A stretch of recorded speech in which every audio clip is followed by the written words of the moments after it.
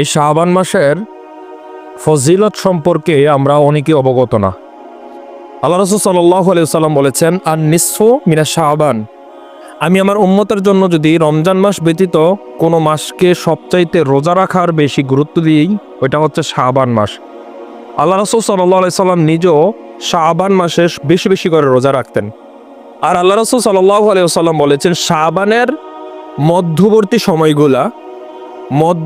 সময়গুলোকে তোমরা সবচাইতে বেশি প্রাধান্য দাও।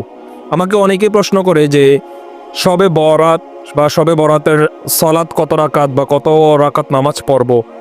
আসলে কোনো হাদিসে সহিহ কোনো দলিল পাওয়া যায় না যে শবে বরাতের নির্ধারিত কোনো নামাজ আছে কিনা।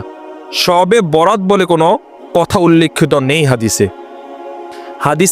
নিসফু মিনা শাবান মাসের উল্লেখ আছে, কিন্তু শবে বরাত এমন কোনো কথা উল্লেখযোগ্য নয়। কিন্তু আল্লাহ রাসূল সাল্লাল্লাহু আলাইহি ওয়াসাল্লাম বলেছেন যে তোমরা শাবান মাসের মধ্যবর্তী অবস্থাতে তোমরা একটু ইবাদত করো, সালাহ আদায় করো। তোমরা নফল ইবাদত করতে পারো, নফল নামাজ পড়তে পারো, কিন্তু শবে বরাত এরকম নাম দিয়ে নয়। নফল ইবাদত করবেন শাবান মাসে, তাহলেই আল্লাহ তাআলা কবুল করে নেবেন ইনশাআল্লাহ। শাবান মাসে বেশি বেশি নফল ইবাদত করার কথা বলেছেন। আর অনেকে প্রশ্ন করেন যে নফল ইবাদত বা নফল সালাহ কেমনভাবে আদায় করব।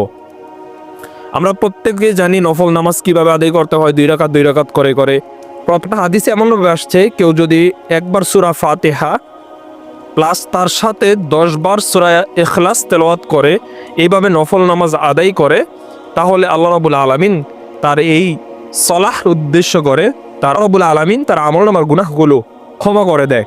আর এই সলাতের মধ্যে প্রচুর পরিমাণ বরকত থাকে, রহমত থাকে। তাই সলাতগুলা আদায় করব, যে যেভাবে পারি আদায় করব, সমস্যা নাই।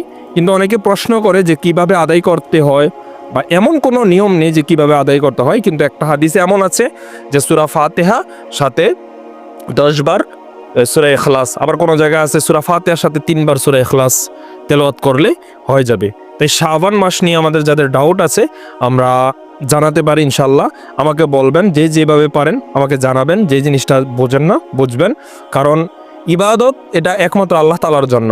আপনি সবসময় খেয়াল রাখবেন যে ঈসা ইবনে মারিয়াম, ঈসা আলাইহিস সালামের কওম খ্রিস্টান, তারা ঈসা আলাইহিস সালামকে ভালোবাসতে গিয়ে তাকে এত পরিমাণ ভালোবাসা দেখিয়েছে যে তারা সরাসরি আল্লাহর সাথে শিরিক করে নিয়েছেন এবং ঈসা আলাইহিস সালামকে আল্লাহর পুত্র বানিয়ে নিয়েছেন।